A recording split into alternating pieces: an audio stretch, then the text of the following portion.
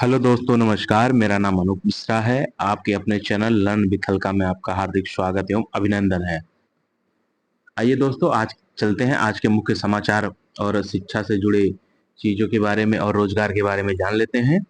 तो समाचार पर चलने से पहले आपसे एक विनती है कि लगभग मेरे चैनल के 65% व्यूअर ऐसे हैं जिन्होंने चैनल को सब्सक्राइब तो नहीं किया है लेकिन वीडियो देखते हैं। तो उनसे विनम्र अनुरोध है, कृपया चैनल को आप सब्सक्राइब कर लें। और जो 35% लोगों ने चैनल को सब्सक्राइब किया हुआ है जो और देखते हैं, उनका बहुत बहुत धन्यवाद। अगर आप लोग ज़्यादा से ज़्यादा लोग सब्सक्राइब करोगे, ज़्यादा से ज़्यादा लोगों तक चीज़ें पहुँचेंगी और जो भी चीज़ें मैं बनाऊंगा उससे आपको ही फायदा होगा। आगे चलकर अगर आपको कोई ऐसा मुद्दा रहा जो उठाना हुआ, तो वो सारी चीज़ें आप हमारे माध्यम से उठा सकते हैं, क्योंकि जितना ज़्यादा बड़ा परिवार होगा उतना ज़्यादा इफेक्टिव बातें होंगी।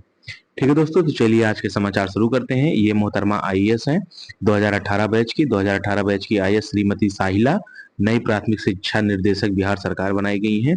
आगामी कार्यकाल के लिए इनको ढेर सारी शुभकामनाएं। और अगले समाचार की तरफ चलते हैं। अगला समाचार है, मुख्यमंत्री ने शिक्षकों से कहा बच्चों को अच्छे से पढ़ाएं।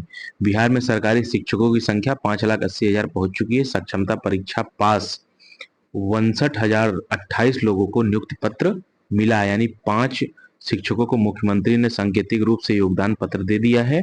बच्चों को पढ़ाई में किसी प्रकार की कोई बाधा नहीं होगी।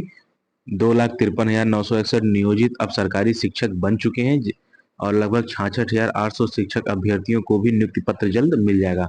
मुख्यमंत्री ने कहा कि बीपीएससी से परीक्षा पास कर 2,17,272 सरकारी शिक्षक बहाल हुए हैं। वहीं 2,53,961 नियोजित शिक्षक सरकारी शिक्षक बने हैं, यानी कुल 4,71,233 सरकारी शिक्षक बने हैं। हाल ही में बीपीएससी से उत्तीर्ण 66,800 अभ्यर्थी और 42,918 हेडमास्टर परीक्षा पास को भी जल्द नियुक्ति पत्र दे दिया जाएगा। इससे सरकारी विभाग में शिक्षक नियोजित विशिष्ट और सक्षमता पास सभी को मिलाकर 5,80,951 शिक्षकों की संख्या हो जाएगी। ये रहा पूरा डाटा। मुख्यमंत्री ने किस किस को नियुक्ति पत्र दिया, ये इसको देख लेते हैं। मुख्यमंत्री सचिवालय स्थित संवाद में नवनियुक्त विशिष्ट शिक्षक को नियुक्ति पत्र प्रदान करते सीएम नीतीश कुमार, साथ में डिप्टी सीएम सम्राट चौधरी, विजय सिन्हा, मंत्री विजेंद्र यादव, अशोक चौधरी, सुनील कुमार और एसीएस सिद्धार्थ मौजूद रहे। ठीक है दोस्तों, अगले समाचार की तरफ बढ़ते हैं। अगला समाचार है, सक्षमता परीक्षा पास विशिष्ट शिक्षक परेशान, यानी क्या समस्याएं हैं जो सक्षमता पास कर लिए विशिष्ट शिक्षक, आइए देखते हैं। नियोजित शिक्षकों को राज्य कर्मी का दर्जा देने के लिए शिक्षा विभाग ने सक्षमता परीक्षा का आयोजन किया। अब तक 2 चरणों में हुई सक्षमता परीक्षा में जिले के 7,000 से अधिक नियोजित शिक्षक उत्तीर्ण हुए। अब इन शिक्षकों ने विशिष्ट शिक्षक के रूप में अपना अपना योगदान दिया है। ऐसे में इन सभी विशिष्ट शिक्षकों को वेतन प्राप्त करने के लिए परमानेंट रिटायरमेंट अकाउंट नंबर यानी प्राण अथवा अस्थायी सेवानिवृत्त खाता संख्या प्राण नंबर का होना आवश्यक है। ऐसे में शिक्षा विभाग ने सक्षमता परीक्षा उत्तीर्ण कर विशिष्ट शिक्षक के रूप में योगदान करने वाले सभी शिक्षकों के प्राण नंबर तैयार करने की प्रक्रिया शुरू कर दिया है। लेकिन विभिन्न कारणों से उनके आवेदन को अप्रूव करने व स्वीकृत करने में शिक्षा विभाग के स्थापना संभाग और जिला कोषागार कार्यालय के लिपिकों द्वारा परेशान किया जा रहा है। इसको लेकर शिक्षक जिला कोषागार से लेकर स्थापना कार्यालय में कार्य कर रहे लिपिकों के यहाँ चक्कर काट रहे हैं। प्राण आईडी को लेकर कार्य तेजी से किया जा रहा है। 2 दिन पहले साइट स्लो होने से कार्य प्रभावित हुआ था। स्थापना के लॉगिन से आवेदन अप्रूव कर आगे जिला कोषागार को भेजा जा रहा है। किसी शिक्षक को कोई परेशानी हो तो वे हमसे मिलकर शिकायत कर सकते हैं। ठीक है दोस्तों, अगला समाचार है, बच्चों की पढ़ाई में कोई बाधा नहीं हो। सीएम ने कहा कि बच्चों की पढ़ाई में कोई बाधा नहीं होगी। ढेर सारे शिक्षक आ गए हैं, ये लोग मन लगाकर पढ़ावें। इन लोग का वेतन भी बढ़ा दिया गया। बहुत सारी चीजें इस तरीके से इन्होंने कहा, जिसमें से 42,918 हेडमास्टर भी उत्तीर्ण हुए, उन्हें भी जल्द नियुक्ति पत्र दिया जाएगा। जो भी मैंने पिछले समाचार में बताया वही सब चीजें इसमें भी हैं। ठीक है, अगला समाचार है, कॉपी जांच से संबंधित किस किस को कितना रुपया मिलेगा। अब डेली बेसिस के हिसाब से आपको रुपया मिलेगा। तो बिहार विद्यालय परीक्षा समिति पटना इंटरमीडिएट परीक्षा 2024 की उत्तर पुस्तिकाओं के मूल्यांकन करने वाले सह परीक्षकों एवं प्रधान परीक्षकों, कंप्यूटर जानकार कर्मियों, चेकर मेकर, सहयोगी शिक्षक, एमपीपी के परिश्रमिक की राशि का भुगतान समिति द्वारा आरटीजीएस और नेफ्ट के माध्यम से किया जाएगा, जिसकी दर निम्नवत, यानी प्रधान परीक्षक का पारिश्रमिक 600 रुपए पर कार्य दिवस पे है, आप इनको पर डे के हिसाब से पैसा मिलेगा। और जो सह परीक्षक का पारिश्रमिक है, इन्हें 15 रुपए प्रति कॉपी के हिसाब से दिया जाएगा। और जो सहयोगी शिक्षक होंगे उन्हें 3 रुपए प्रति उत्तर पुस्तिका की दर से दिया जाएगा। वहीं कंप्यूटर जानकार कर्मियों को 500 रुपए प्रति कार्य दिवस दिया जाएगा। तो कॉपी जांच या मूल्यांकन के संबंध में ये चाहे आप 10वीं की कॉपी जांच करें या 12वीं की, दोनों में आपको ये फैसिलिटी मिलेगी। अगला है समस्तीपुर से, इसमें लिखा है विशिष्ट शिक्षकों के वेतन भुगतान के संबंध में, यानी उपयुक्त विषय एवं प्रासंगिक पत्र का स्मरण कराना चाहेंगे। प्रासंगिक पत्र के माध्यम से विशिष्ट शिक्षकों के वेतन भुगतान हेतु विभागीय नियमानुसार आवश्यक दिशा निर्देश के साथ ऋणात्मक एवं धनात्मक प्रतिवेदन हेतु विहिप पत्र उपलब्ध कराते हुए प्रतिवेदना की मांग की गई थी, परंतु आदतन आपके स्तर से प्रतिवेदना अप्राप्त है, जिसके कारण विशिष्ट शिक्षकों के डाटा ऑन बोर्डिंग एवं वेतन भुगतान में विलंब हो रहा है। अतः पत्रांक इतना, दिनांक इतना की छाया प्रति अनुलग्न सहित इस पत्र के साथ संलग्न कर भेजते हुए निर्देश दिया जाता है कि 24 घंटे के अंदर विशिष्ट शिक्षकों के वेतन भुगतान हेतु विहित प्रपत्र में ऋणात्मक एवं धनात्मक प्रतिवेदन अद्य हस्ताक्षरित कार्यालय को उपलब्ध कराना सुनिश्चित किया जाए। विलंब की स्थिति में सारी जवाबदेही आपकी होगी, यानी सभी जिला प्रखंड पदाधिकारी को संबोधित किया जाता है। और बिहार में गोपालगंज जिला एक ऐसा जिला है जिसने एक मिसाल कायम की है, 24 घंटे के से ऊपर हो गया है। उन्होंने विशिष्ट शिक्षकों का जो वेतन है बेसिक पे पर और डीए 50% पर और एचआरए 4% पर वेतन उपलब्ध करा दिया है। तो इसी को देखते हुए अन्य जिले भी अगर हिसाब से काम करेंगे तो जल्द से जल्द सभी विशिष्ट शिक्षकों का वेतन आना शुरू हो जाए। अगला है स्कूलों में कक्षा 6 से ऊपर की कक्षाओं में लगेगी एनसीईआरटी आधारित पुस्तकें, यानी प्रतियोगी परीक्षा देने वाले छात्रों के लिए एनसीईआरटी पुस्तकें उपयोगी हैं। और वहीं अगर बिहार सरकार में बच्चे कक्षा 6 से 12 तक के जो बच्चे एनसीईआरटी की पुस्तकें पढ़ेंगे तो जो चीजें कंपटीशन में वो आगे चल के पढ़ने वाली है वही चीजों की जानकारी इनको अभी से रहेगी, तो बहुत सारे फायदे होंगे। यानी कि सरकारी स्कूलों में नए सत्र की पढ़ाई अप्रैल के प्रथम सप्ताह से शुरू होगी। नए सत्र में कक्षा 6 से ऊपर की कक्षाओं में एनसीईआरटी आधारित पुस्तकें पढ़ाई जाएंगी। राज्य शिक्षा शोध एवं प्रशिक्षण परिषद ने पुस्तक में बदलाव को लेकर तैयारी शुरू कर दी है। इसके अलावा निजी और सरकारी स्कूलों के बीच अंतर कम करने के लिए सरकारी विद्यालय में कंप्यूटर की किताबों को शामिल किया जाएगा। एससीईआरटी ने कहा कि इस आधुनिक युग में कंप्यूटर की जानकारी आवश्यक है। इसको देखते हुए प्रत्येक कक्षाओं के पाठ्यक्रम में कंप्यूटर की किताब शामिल करने का निर्णय लिया गया है। एससीईआरटी के निर्देशक सज्जन आर ने भी पिछले दिनों परिसर में आयोजित एक कार्यक्रम में सरकारी विद्यालय में कंप्यूटर किताब और कक्षा 6 से ऊपर के कक्षाओं में एनसीईआरटी की तर्ज पर प्रकाशित पुस्तकें लगाने की बात कही है।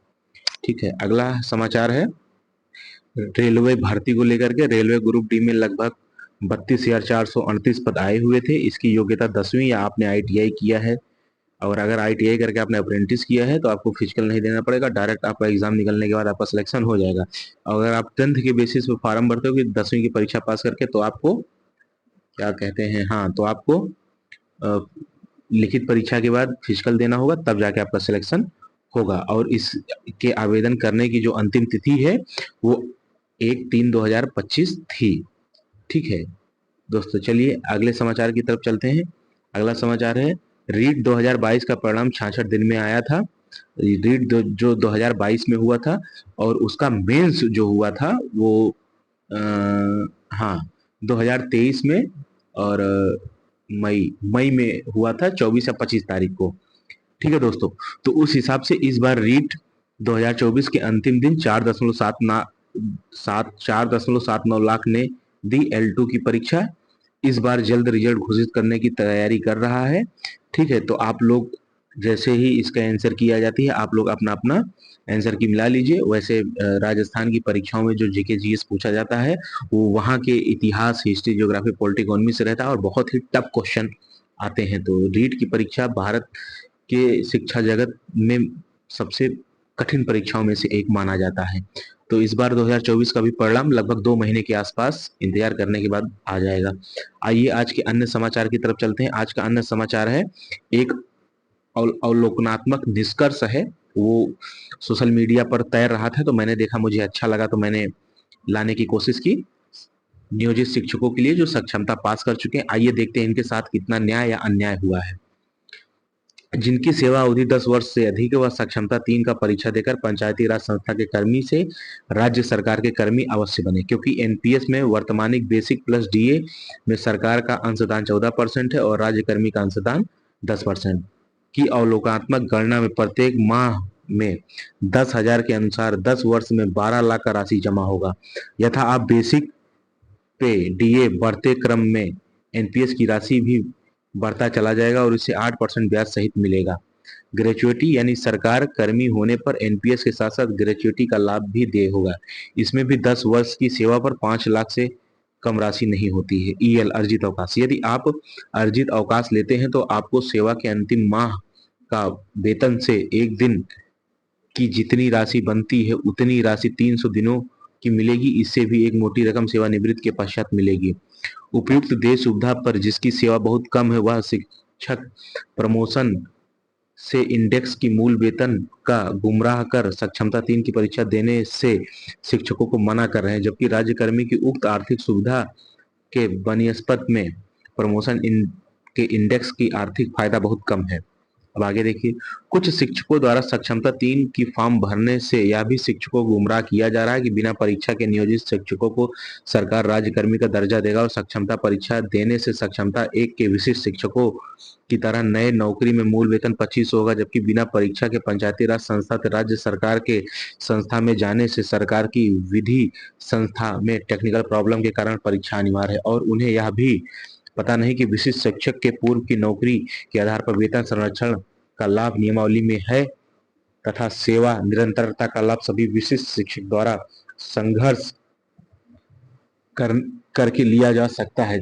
जिस तरह से सक्षमता पास शिक्षकों के पास अपना अनुमंडल से बाहर पदस्थापना की योजना को सरकार ने वापस लेकर पूर्व की विद्यालय में विशिष्ट शिक्षक के रूप में बने रहने का निर्णय लेना पड़ा।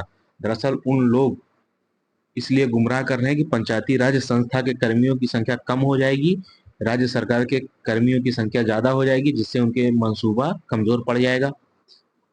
और साथियों, आपको याद होगा जब सुप्रीम कोर्ट में सुनवाई के दौरान समान काम के बदले समान वेतन के लिए न्यायाधीशों ने सरकार से जवाब मांगा था, तो सरकार ने अपने हलफनामे में नियोजित शिक्षकों को अपना कर्मी नहीं मानकर पंचायती राज संस्था के कर्मी माना, जिसे सरकार से समान वेतन एवं अन्य सुविधाएं देने से इनकार कर दिया था।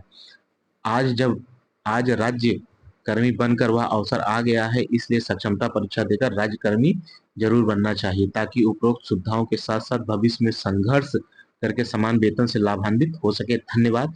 ये मेरा अपना कोई वक्तव्य नहीं है, सोशल मीडिया पर ये तैर रहा था तो मेरा काम था इन चीजों को आप तक पहुंचाना।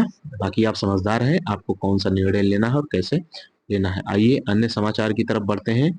कुछ समाचार, अगला समाचार है, विशिष्ट शिक्षकों को सबसे पहले वेतन भुगतान करने वाला जिला बना गोपालगंज। आज गोपालगंज जिला कार्यक्रम पदाधिकारी स्थापना जमाल मलिक जी से बात हुई। उन्होंने कहा कि जनवरी फरवरी का भुगतान कर दिया गया है। आवास भत्ता यानी एचआरए 4% और महंगाई डीए 50% पर ही हुआ है, क्योंकि एचआरएमएस में जो सेट हुआ उसको सुधारने में समय लगता और शिक्षकों के संख्या अधिक थी, जिससे भुगतान जल्दी से जल्दी करना था। अगर उसमें सुधार होता तो विलंब होता। उन्होंने कहा कि अप्रैल महीने में सबको सुधार कर बकाया राशि का भुगतान कर दिया जाएगा। मई तक वेतन संरक्षण वाला भी फिक्सेशन कर दिया जाएगा। पुनः धन्यवाद डीपीओ साहब का, उन्होंने शिक्षकों के आर्थिक हित का ध्यान रखते हुए सबसे पहले भुगतान करवाया। अगला समाचार है, मोतिहारी के शिक्षा विभाग के बीआरसी में लगी आग, सभी कागजात जलकर खाक, शिक्षकों के नियोजन की भी थी फाइल। ठीक है दोस्तों, आज के मुख्य समाचार इस तरह से समाप्त होते हैं। ये जो हैंड राइट में लिखे हुए समाचार है इसकी मैं पुष्टि नहीं कर सकता। जो भी सोशल मीडिया पर इधर उधर से तैर रहा था वो मैंने लाकर आपके सामने रख दिया है। सही और गलत फैक्ट चेक ये आप कर सकते हैं अगर उस क्षेत्र के रहने वाले हैं आप। ठीक है दोस्तों, और आपसे एक विनम्र निवेदन है, कृपया चैनल को सब्सक्राइब करें, मेरा मोटिवेशन बढ़ाएं। अगर आपको लगता है मैंने सही और काम की जानकारी आप लोगों तक पहुंचाई है तो ये आप लोगों का काम है कि इस परिवार को आप और आगे बढ़ाएं और बड़ा बनाएं। ठीक है दोस्तों, अपने से छोटों को प्यार करें, बड़ों का सम्मान करें, अपना व्यक्तित्व इस प्रकार विकसित करें कि महिलाएं समाज में सम्मानित, सुरक्षित और सहज महसूस करें। जय हिंद, जय भारत, जय बिहार, जय श्री राम।